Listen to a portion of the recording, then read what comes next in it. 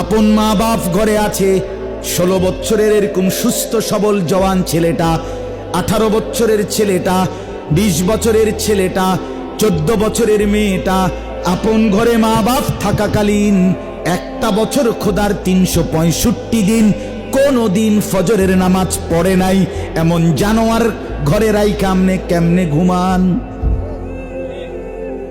এই জানোয়াররা আপনি কীর্তেন ফালেন?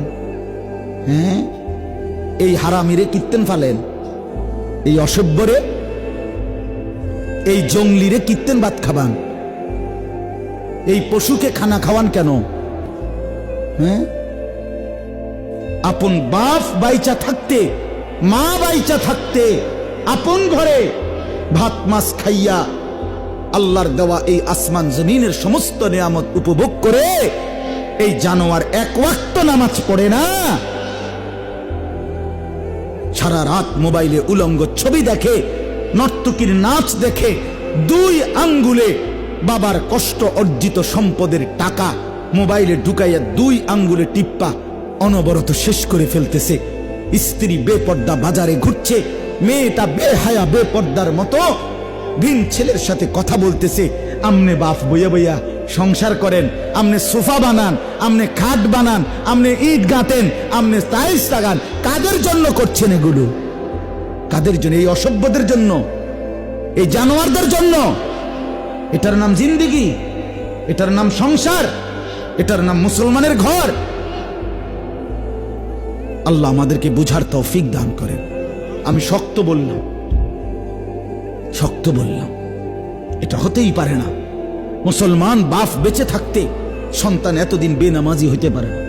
ওই বাপ চিৎকারে কান্দার কথা, ওই বাপ গইরাইয়া কান্দার কথা যে হায় আমার কি হবে, আমার আছেটা কি? আর তাইলে আমার জীবনে আর আছে কি মিয়া? আমার আখিরাত কোথায়? আমার পরকাল কোথায়? আল্লাহ আমাদেরকে বুঝ দান করেন।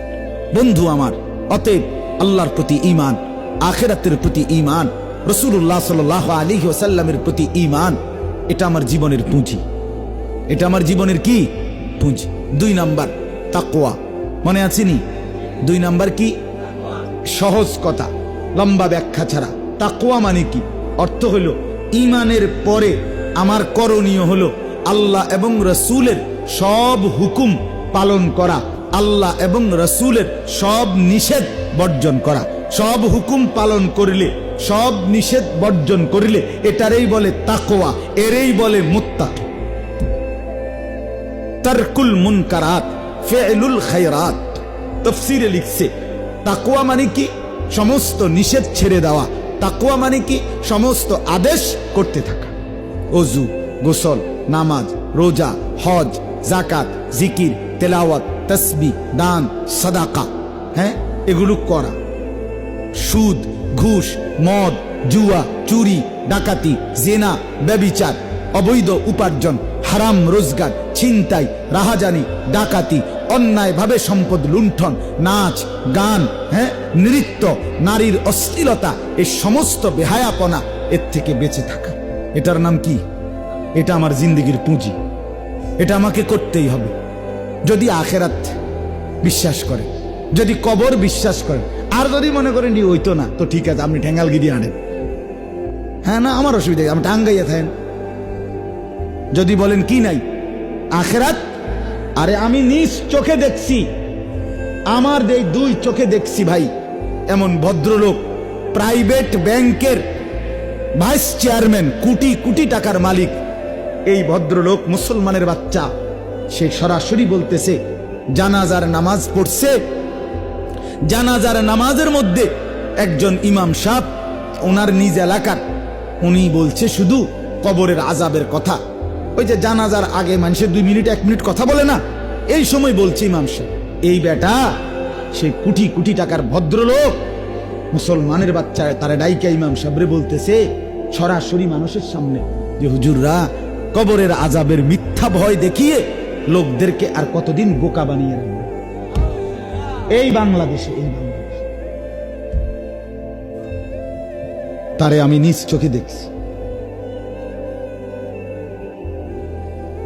আহা মুসলমান, ঈমান কোথায়?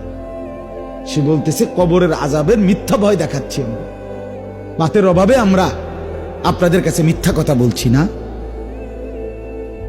ভাতের অভাবে না, ভাতের অভাবে এই কথাগুলো বলছি না। কি তা? আরে না রে বাপ, ভাতের অভাবে আল্লাহর নামে মিথ্যা বলার কি দরকার? ভাতের অভাবে তো মানুষের কাছে হাত পাতলেও ভিক্ষুকে যদি খাবার মিলে আমার মিলবে না কা? আমার মিলবে না কা?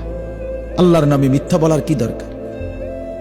দুনিয়া আমরা বুঝি না, আমরা বুঝি তো বাপ, কিন্তু কেউ যদি আখেরাতের কথা না বলে, কিছু মানুষ যদি না বলে, বলবে কে? দুনিয়া তো আমরাও বুঝি।